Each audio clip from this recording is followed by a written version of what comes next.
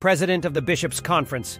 To climb the social ladder, you must join Freemasonry. In a recent interview, the president of the Bishops' Conference in Africa said, "We are poor people living in a rich country," says the president of the Episcopal Conference of the Republic of Congo in an interview with Fides. What is the situation of the church in the Republic of Congo? The president reports that the situation is stable, but stability does not mean that everything is good. There are so-called revival churches or Pentecostal communities that wage a kind of guerrilla warfare on spiritual terrain in the sense that they bitterly fight the Catholic Church. They disrupt the faith of Catholics by offering quick and easy solutions to their problems. While we are in the truth, and that is what I actually believe, this truth is difficult for Christians who live in poverty to accept because they seek direct, immediate solutions to their pressing problems. They then find magical solutions with these pastors, even if they still remain in poverty. But in general, the Catholic Church continues on its path. He has asked, do these revival churches originally come from the Congo or do they come from outside? Currently, there are local branches of realities that come from neighboring countries but are led by pastors trained in the United States. In fact, these realities are supported by American Pentecostal churches.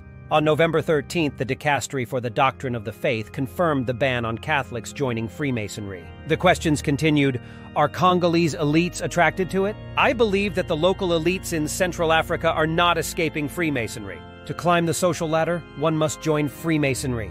The church strongly discourages it because it is like a magical path to success. However, even if a person has the intellectual ability to obtain a position of responsibility, he cannot get it unless he joins Freemasonry. Freemasonry no longer hides itself as it once did.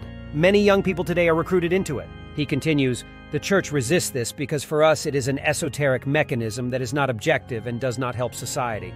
We are always in dialogue with our intellectuals who may be attracted to the Masonic paths, but we tell them that this is not the path they should follow. The only path one should follow is the regular path, not the shortcut path. But the problem is this.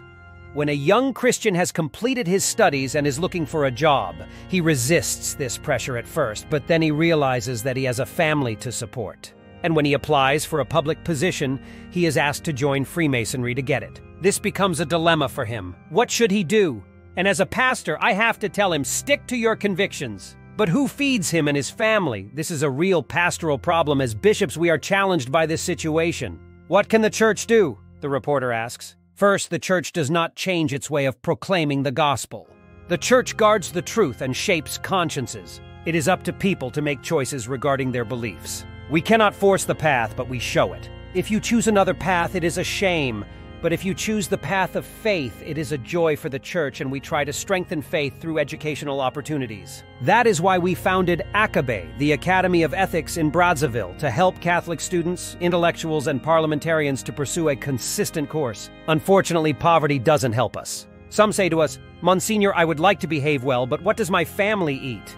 So we live in a hybrid context. The reporter asks, the problem of human development is therefore posed. But how can it be reconciled with environmental protection? The Republic of Congo is one of the 3 equatorial forest basins, which, in addition to ours, also include the Amazon and Borneo basins in Southeast Asia. In mid-October, our country hosted a 3-basin summit. From the President of the Republic to ordinary citizens, all Congolese are very committed to protecting the environment. All of this is true, but we are still in theory. When the Pope complains in his letter Laudate Deum that there is a lot of theory at the various climate summits, he does so because the situation on the ground is contradictory. For example, the big mining companies promise development, building schools, etc. But that doesn't happen. In Pointe Noire, they promise schools and development. But we see that entire villages are polluted, and that tends to lead to misery. What the Pope says is true, and I hope his voice will be heard at the next COP. There is a lot of talk about environmentally friendly development, but on the ground, the big decision makers do what they want. Our countries, so rich in natural resources, are not included in the group of decision-makers who have a say over our oil, timber, etc. And the money is also mismanaged. So we seem to be making progress, but in reality, that's not the case. At the end of the day, we are poor people living in rich countries. What do you think? Was this a smear job against Freemasonry, or do you buy what the bishop is saying? Stay tuned for more reporting of Masonic news like this on the Old-Fashioned Masonic Podcast. Don't forget to comment, like, and subscribe.